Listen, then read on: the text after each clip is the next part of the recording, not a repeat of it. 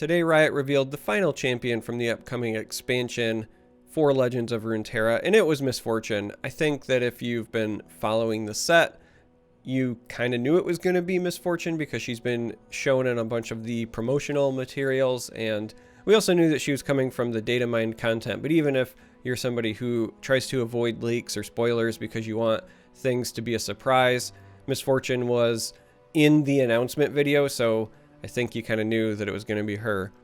Now, that being said, we're going to put a graphic up on the screen now so that we can talk about her and then the other cards that were revealed with her. So Misfortune is a 3-cost 3/3 from Bilgewater and has this kind of static passive aura that says when allies attack, deal 1 to battling enemies and the enemy nexus.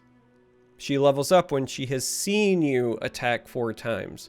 Now her leveled up version gets the standard +1/+1 and becomes a 4/4, but she picks up the Overwhelm keyword and then also says when allies attack, deal 1 3 times to battling enemies and the enemy nexus. Now, there's a lot going on here that I want to highlight before we move on to the other cards. First, it's going to be really difficult to level her up, but that's by design because her leveled up version is bonkers. And even without leveling her up, the 3/3 one is pretty good because you don't have to put her in harm's way to get the benefit. It's when allies attack. So if you attack with a lowly hapless aristocrat, for example, you're still going to get her effect, and that's a pretty powerful effect because it's going to deal 1 to battling enemies and the enemy nexus. Now, at a minimum, you get the 1 to the enemy nexus, which is really nice for triggering plunder, but any blockers they throw out are going to be taking that 1 as well. Now, why is that relevant? Well, it means that barrier is essentially negated while she's on the board as far as combat goes. So if they have a unit with barrier or they block with a unit and they throw barrier on it, her skill will resolve and will pull off the barrier. Again, she doesn't even need to be in combat for this to happen. Now, when you go to the leveled up version, it becomes that much more insane because it's 3 damage to any potential blockers or pulling off barrier along with 2 damage because, again, it's not deal 3 damage, it's deal 1 3 times. And with her having Overwhelm, even if something was to chump block her, you throw a spider in front of her, her skill will kill the blocker, and then you take full damage from her because of Overwhelm. So she's a really powerful card, and even more so when she is leveled up. I think that she has some pretty natural synergies with a number of units. I think with elusives, it's kind of silly because elusive blockers are already kind of hard to come by, and then if the elusive blockers are also taking damage and or putting themselves at risk of dying from just her skill, just to block, it becomes very annoying very quickly. She has natural synergy with scout units because not only do they help her level up faster, but that's more times you get to trigger her ability, so that's more damage to the enemy nexus, more damage to potential blockers. So scout, very natural fit with her.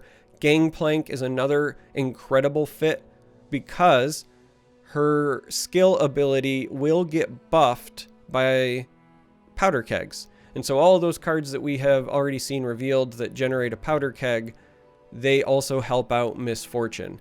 Misfortune actually could end up being the payoff that makes running them worth your time. So Misfortune, again, I think has a lot of interesting utility, is certainly a very powerful card, and the ability to negate barrier is a pretty big deal. Now, if she ends up becoming very meta, right? If you run into her a lot, if she becomes really powerful because of this great aura that she provides, then units with toughness are going to be that much more in demand, that much more valuable because they will negate this even when she is leveled up, because again, it's not deal 3 damage, it's deal 1 3 times. So all the reasons that barrier is bad, toughness becomes that much more important.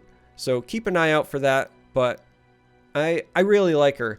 I look forward to the ways that I can potentially abuse her mechanic, but I think that she is a very nice combat-centric champion that also gives you a number of paths that open up synergy, whether it's with her skill or with attacking more often or with evasive units and then making them that much more difficult to deal with. Just the number of different decks that she fits in, I think, is actually pretty high, and I like that about the champion. The last thing I want to say is that I think they did a great job of making her feel like her league counterpart, because this very clearly represents bullet time, her ultimate ability, and that's great. And I think overall, Riot did a good job of making sure that the champions feel like their league counterparts, with the exception of Nautilus. So, I like Miss Fortune. Now, we're going to take a look at the other cards that were revealed, starting with Double Up. This is a 6-cost fast spell that deals 2 to an enemy unit. And that is a very expensive deal 2 damage. However, if it kills the enemy unit, you deal 4 to the enemy nexus. So this is, again, kind of one of those like risk-reward plays, and we've seen a bunch of that so far this expansion, but I like it because if you can actually deal the 2 and kill the enemy unit, it's not quite atrocity, right? Like, you don't have the big blowout plays. You're not going to hit somebody with Ledros and then kill them with atrocity, but this is kind of on that level for aggressive decks, having this as maybe a top-end tool where you can get rid of a key blocker and also hit the enemy nexus for decimate levels of damage, which, again, decimate still bothers me that it doesn't actually decimate the nexus tower health, but that's a math thing aside. Double Up here, again, 4 damage at the cost of 6, but you also potentially kill an enemy unit, and the fact that it's fast speed, I think, is interesting. I think it'll be very useful in expeditions at a minimum, but I could see this making its way into certain decks, maybe as a 1-of. I don't think this is quite a 3-of yet, but if you were the kind of deck that was already running Decimate, and instead you're trading out, say, Noxus for Bilgewater because of some of their proactive tools, I think that this could be a very nice stand-in in that regard. Now, next up we have Crackshot Corsair. This is a 1-cost 1/1, but when allies attack, deal 1 to the enemy nexus. So the Miss Fortune aura on a 1/1 body for 1. I like this card. It's very brittle, it's easy to take care of, but the fact that it comes down potentially as early as turn 1 is huge. It's a low investment to get you a potential pretty big reward, but with so many plunder effects and so many effects like Gangplank or like Sejuani that care about dealing damage to the enemy nexus, this is a great way to make sure that even if all of your units are blocked, that damage gets through. And again, it's a pretty low cost investment. So I like this card. Whether or not this ends up making the cut is a different story, because we got another 1-drop that was revealed, and I think it's kind of bonkers. So Prowling Cutthroat is a 1-cost 1/1 that has Fearsome and Elusive. This is a great turn 1 play for, again, hitting the enemy nexus and starting that chain of nexus damage triggers for cards like Gangplank, for cards like Sejuani, but also this is just a really hard to block elusive unit. The number of units that naturally have elusive and also can block a fearsome unit is incredibly small.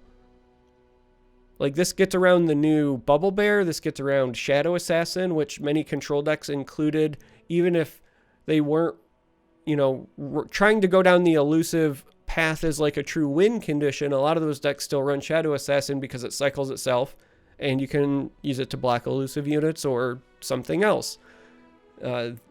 This card gets in pretty hard, and if you start buffing it, it can get pretty scary pretty quickly. So I like this card.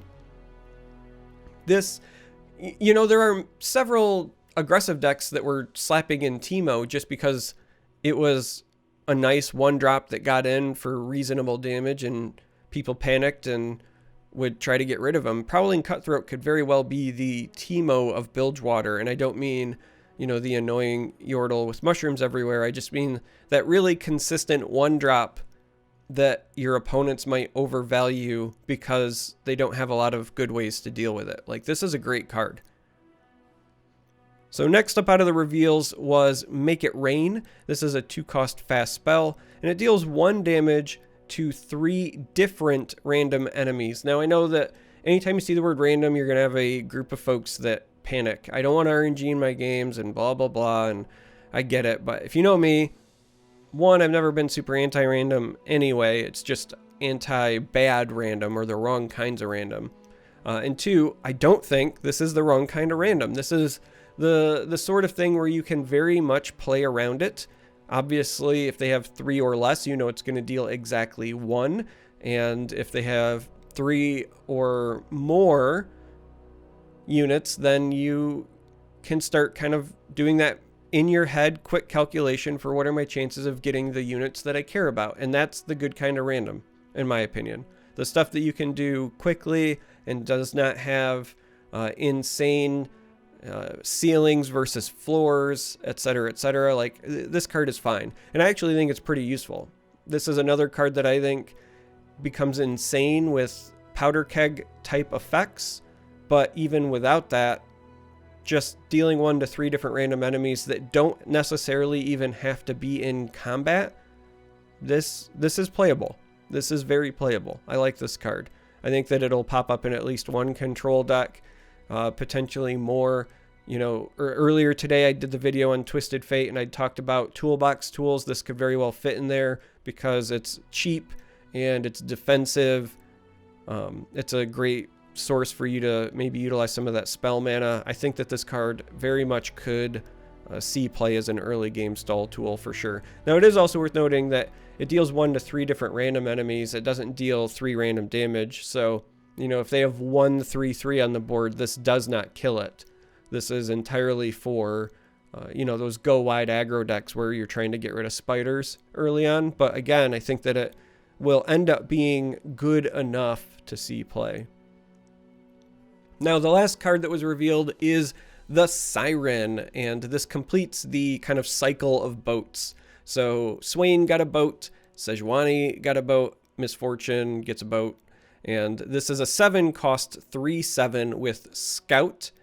When you play this, you draw Misfortune, and while I'm attacking, all your spells and skills deal 1 extra damage. So this is why earlier I was saying powder keg-like effects, because obviously Funsmith has already existed, but the Siren is another source. And this card is potentially pretty good. The Scout, in my opinion, actually makes it very relevant because that 7 health means it will likely survive that first attack. And when I'm attacking, all your spells and skills deal 1 extra damage is very relevant because if it has Scout, it can potentially attack twice per turn, thus making a lot of things very, very scary. I think that of the boats, this one ends up being potentially the most playable one. I think there's a lot going on for this card. I really like the Siren. Even if you're not utilizing Misfortune in necessarily like a control style deck, and make no mistake about it, Misfortune can very much be played in an aggressive style deck, but also in a control style deck where you're utilizing her aura to maybe get rid of you know, pesky units on your opponent's side or get free chip damage in when you're attacking with you know, cheap units. But this is an interesting card. It's going to be great in expeditions. I think that's kind of a no-brainer, but again, of the boats I've seen, I think this one is the one that I like the most. Scout makes it very relevant. The 7 health is decent. I like this. The aura is very nice. All right. Now that you've had time to see all the champions, letting it sink in, we're at that point in the video where I say that's it. And I want to hear from you. So are you excited for Misfortune? Do you think you're going to be building, you know, Misfortune Gangplank decks day one? Did stuff from the existing regions catch your eye?